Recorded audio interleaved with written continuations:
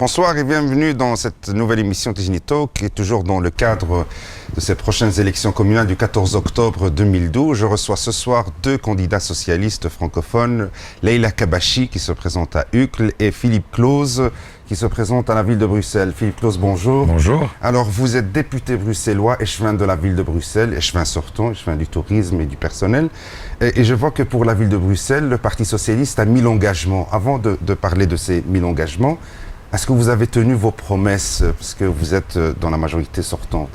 Ce qu'on a voulu, c'est d'abord rendre des comptes aux citoyens. Donc on s'est engagé à plus de 600 engagements et on a d'abord distribué en ensemble, on a fait le bilan avec les citoyens, puisqu'on a eu plus de 350 réunions citoyennes. On est allé dans tous les quartiers, voir tout le monde.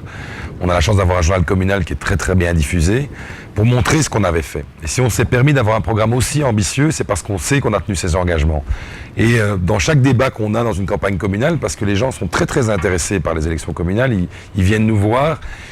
Nos engagements, ils peuvent les voir. Les logements qu'on a construits, les emplois qu'on a créés, toutes les choses qu'on a animées dans la ville, ils peuvent concrètement en parler, ils les ont ressentis, ce n'était pas des promesses en l'air. Alors peut-être quels sont les projets visibles quand on visite la ville de Bruxelles, on dit tiens, ça c'est un projet qui est dû à la majorité sortante. On a créé 1000 logements, 1200 en fait, publics. Donc c'est pas en plus des logements privés. On a créé 1000 places dans les écoles, on a créé 5 crèches. Mais moi, par exemple, dans mes compétences, j'avais comme compétence d'animer la ville. Et donc, c'est vrai que les gens connaissent les plaisirs d'hiver, Bruxelles-les-Bains, le Bruxelles Summer Festival. Ce sont toutes des choses qui ont animé la ville, mais qui ont surtout augmenté l'attractivité de la ville, et notamment la venue de touristes. On a augmenté d'1 million le nombre de nuitées à Bruxelles, mais il faut bien se rendre compte que chaque fois qu'on augmente les nuitées, on augmente l'emploi. Aujourd'hui, dans l'Horeca, les hôtels, les restaurants, les cafés, c'est 35 000 emplois qui sont créés. Et en augmentant le nombre de personnes qui dorment à Bruxelles, qui viennent visiter Bruxelles, on crée d'autant plus d'emplois. Est-ce que plutôt des emplois créés pour les Bruxellois? Alors évidemment, l'avantage du tourisme, c'est qu'il n'est pas délocalisable. Vous n'êtes pas comme avec une usine qui peut partir dans un autre pays. Quand on visite l'Atomium, on ne va pas le déménager, quoi. Et donc, toutes ces mesures qu'on a prises, dans les restaurants, dans les cafés, dans les hôtels, c'est surtout les populations de nos quartiers qui travaillent là.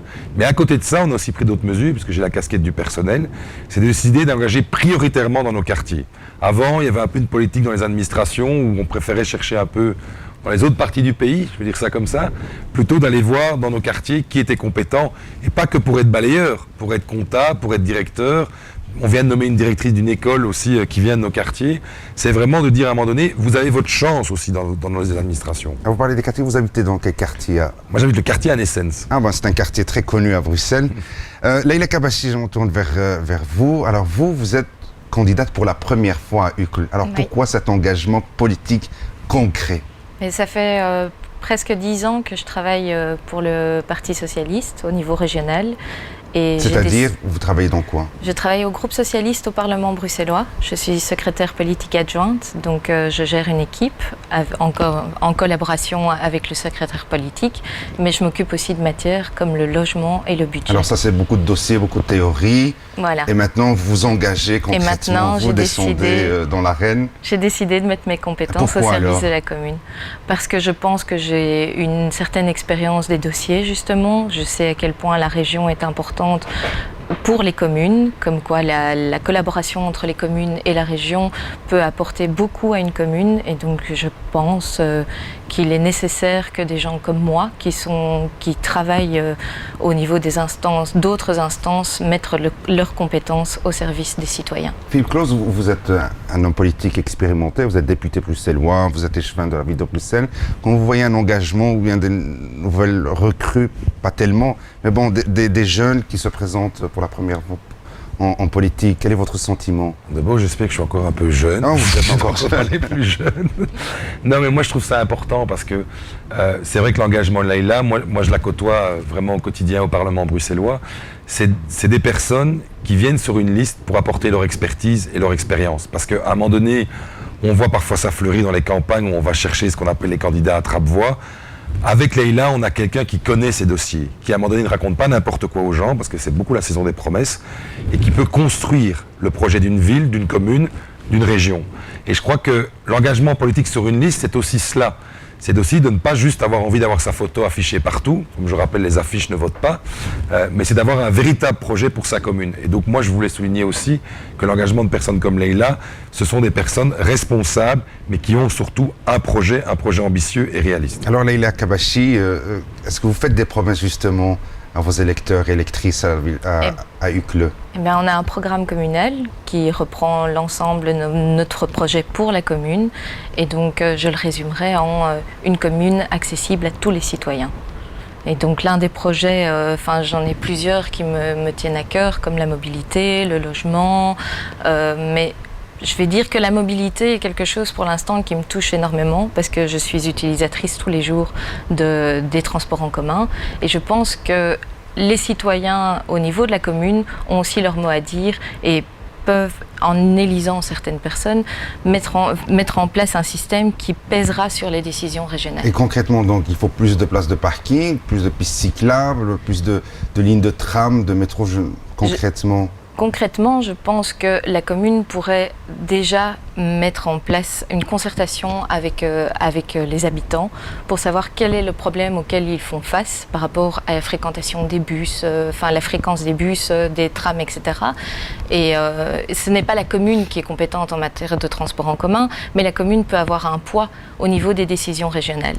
Et donc, par exemple, on sait très bien qu'à Uccle, il n'y a pas de métro. C'est une décision qui a été prise dans les années 70 et ça a été un mauvais choix. On entend d'autres partis nous dire « Ah mais non, le métro, ça ne sert à rien, c'est justement libérer de la place en surface pour plus de voitures ». Pas du tout. Je pense que pour les citoyens, il est nécessaire de pouvoir circuler librement et facilement dans toute la ville.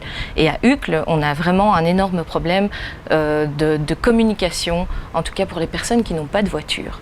Et donc, il faut aussi des stations de vélo, il faut des emplacements de parking, mais il faut aussi une bonne desserte des transports en commun. Philippe Claus, vous à la ville de Bruxelles, vous avez 1000 engagements pour votre ville. Ça, c'est peut-être les engagements du Parti socialiste. On ne va pas citer les 1000 engagements, mais est-ce que vous saurez les résumer pour nous? Mais je pense que je ne vais pas citer les 1000 engagements. On peut le trouver sur le site du PS et dans le programme qu'on a réalisé, là, quand même, qui est un gros bouquin qui explique un peu tout ce qu'on veut faire. Moi, je vais pas parler des 1000, mais je vais parler de vraiment l'objectif qu'on vise. Dans une campagne communale, vous allez beaucoup entendre parler de sécurité et de propreté. Évidemment, extrêmement important. De logement et tout cela. Nous, on a montré ce qu'on a fait.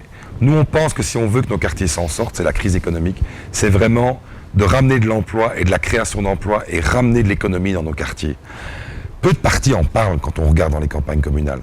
Nous, on veut des projets forts qui créent ces emplois. Parce que, vous le disiez, j'habite dans un quartier qui est le quartier Anne Essens. Alors, il a une image, moi je suis très heureux, j'y habite depuis plus de 12 ans. Mais il a une image dure aussi parce qu'il y a une désespérance dans ces quartiers. Il y a beaucoup de jeunes qui ne savent pas comment ils vont s'en sortir, qui sont malheureusement déscolarisés, qui ne trouvent pas de job. Et demain, en apportant des entreprises qui viennent dans la ville, on va créer ces emplois. À travers le tourisme, je l'ai expliqué, on a créé à mon avis plus d'1 million d'emplois sur la ville de Bruxelles. Et il y a encore un hôtel, vous venez d'en parler, qui va être... On vient de décider, la première pierre a été mise il y a 2 semaines, un hôtel rue Royale, 490 chambres. Et vous devez vous rendre compte que 490 chambres qui sont créées, c'est 150 à 200 emplois qui viennent dans cet hôtel. Donc c'est énorme. Ce qu'on veut faire demain, par exemple, sur le plateau du Heysel, le fameux projet NEO, d'un centre commercial, d'un centre de congrès, de revoir tout l'aménagement du plateau du Heysel, autour de l'Atomium, c'est plus de 3000 emplois qui vont être créés. Parce que toutes les politiques d'enseignement, de crèche, de police, de propreté, elles doivent être financées. Pour qu'elles soient financées, il faut créer de l'activité économique. Et ça, je pense que parfois, c'est le grand absent des débats dans les élections communales. Et par exemple, vous venez de parler de l'emploi des jeunes, surtout des jeunes en difficulté dans les quartiers un peu sensibles, entre guillemets. Est-ce que vous pensez, parce que certains parlent surtout de la création de maisons de jeunes, de maisons de quartier, est-ce que vous pensez que c'est la seule solution? Alors, avant 18 ans, certainement. Je pense que c'est des endroits de délassement. Il faut se rendre compte que ça leur offre des loisirs, ça leur permet un accès à la culture, ça leur permet un accès à des activités. Après 18 ans, il faut travailler pour mettre les gens au boulot. Parce que c'est ça l'émancipation. C'est comme ça qu'on fonde une famille, qu'on trouve un logement, qu'on peut assurer l'éducation de ses enfants, c'est si on a un boulot. Et pendant longtemps, on s'est dit, mais on va créer de l'occupationnel un peu animé. Alors c'était important jusqu'à un certain âge, mais après, c'est mettre les gens au travail. Et c'est vrai qu'à travers mes événements, Par exemple, je vais donner un exemple. L'année passée, on a organisé l'exposition Toutankhamon. Peut-être que beaucoup de gens ont vu, il y a plus de 350 000 visiteurs qui sont venus. Eh bien, pendant 6 mois, 40 jeunes de nos quartiers ont eu un job, se sont formés, ont pu trouver après décrocher un autre job. Et donc, je crois vraiment aux petits ruisseaux qui font les grandes rivières, voire les grands fleuves. Je crois vraiment que c'est en créant toute cette activité économique autour de Bruxelles qu'on mettra nos jeunes au boulot. Alors, Leïla Kabachi, vous à Uccle, est-ce que vous êtes interpellé par les citoyennes et les citoyens de votre commune quand vous faites votre campagne quelles sont peut-être les questions qui reviennent le plus souvent, ou les interpellations, ou les demandes? Mais un problème aussi qui revient souvent à Uccle, c'est pour les natifs de Uccle, le problème du prix du logement. Le logement atteint des prix prohibitifs et surtout à Uccle, mais c'est partout en région bruxelloise. Et beaucoup d'habitants qui sont nés à Uccle sont obligés de changer de commune parce qu'ils ne trouvent plus un logement qui est accessible à leurs revenus. Et donc, une des promesses aussi qu'on fait, c'est de construire plus de logements publics et plus de logements moyens et sociaux. Et il y a seulement 4% de logements sociaux à Uccle par rapport, sur l'ensemble de la région. Uccle contient 4% de logements sociaux. C'est pas suffisant. C'est pas suffisant, je pense qu'il en faut plus. Et aussi des logements moyens, parce qu'il faut une plus grande mixité sociale. On dit souvent que Uccle est une commune de non-repli. Mais c'est ça, vous parlez de logements sociaux, de problèmes. Moi, dans les préjugés qu'on a, c'est Uccle est une commune riche, il n'y a pas de problème. Oui, tout le monde se dit que c'est une commune riche, mais il y a différentes catégories de population et Uccle est mixte. Il y a des personnes qui ont aussi des difficultés et elles ne doivent pas être exclues de la commune. Elles doivent pouvoir aussi rester. Mais alors, est-ce que vous pensez que la commune d'Uccle a les moyens de construire des logements sociaux? Comme je travaille au niveau régional, je sais qu'il y a des leviers. Et donc, un des leviers au niveau régional est le plan logement. Et donc, le plan logement, il faut que la commune s'associe à la région pour pouvoir mettre à disposition un terrain et pour qu'on y construise du logement social. Au niveau des logements moyens, il y a aussi des aides régionales. Donc, je pense qu'il est tout à fait possible. Et d'ailleurs, c'est ce qui a été fait par l'échevine du logement sortante, qui est Françoise Dupuis. C'est une échevine socialiste. Échevine socialiste, qui est aussi présidente du Parlement bruxellois. Et elle a mis en place des projets à Uccle de construction de logements moyens. Et donc, il faudrait en faire plus. On entend que certaines communes ne veulent pas de logements sociaux nouveaux sur leur territoire, de peur de ramener une population peut-être entre guillemets un peu pauvre. Est-ce que c'est le cas d'Uccle? Oui, je pense qu'il y a toujours un effet, une peur de la mixité ou en tout cas de la différence, mais ça ne justifie en rien le fait qu'il faut exclure une certaine catégorie de la population d'une commune. Il faut donner l'aide à tout le monde. Et comme je dis, ma vision de la commune, c'est une commune au service de tous les citoyens, de tout le monde.